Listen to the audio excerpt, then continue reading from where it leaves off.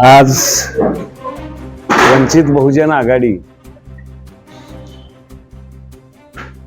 महाराष्ट्रभर एकच विचार घेऊन निवडणुकीमध्ये उतरलेली आहे की अन्यायाविरुद्ध न्याय मिळवणे, सर्वसामान्य गरीब माणसाला सत्तेच्या प्रवाहामध्ये आणणे आणि जे आत्ताचं राजकारण चालू आहे त्याच्यामध्ये संविधान वाचवणं,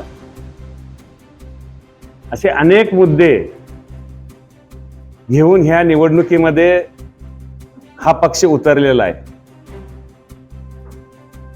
आम्ही जिल्हा परिषद अध्यक्ष असताना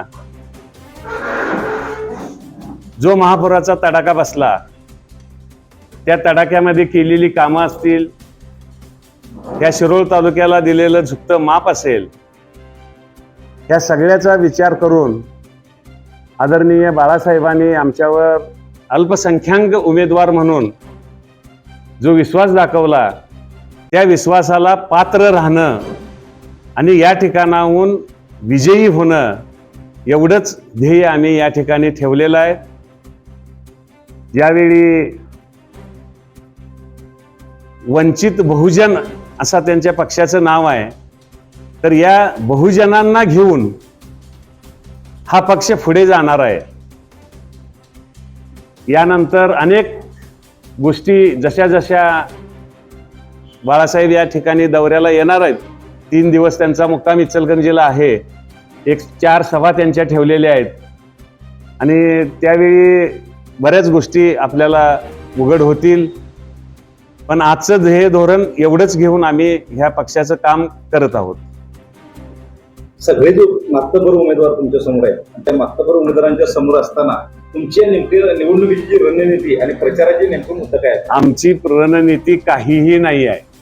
बहुजन समाजाला विश्वासात घेणे आणि आपलं पाऊल पुढे ठेवणे, हे एकच धोरण आम्ही धरलेलं आहे. सांगितलं की तुम्हाला संविधानाचं आहे. मूळ संविधान वाचलं पाहिजे.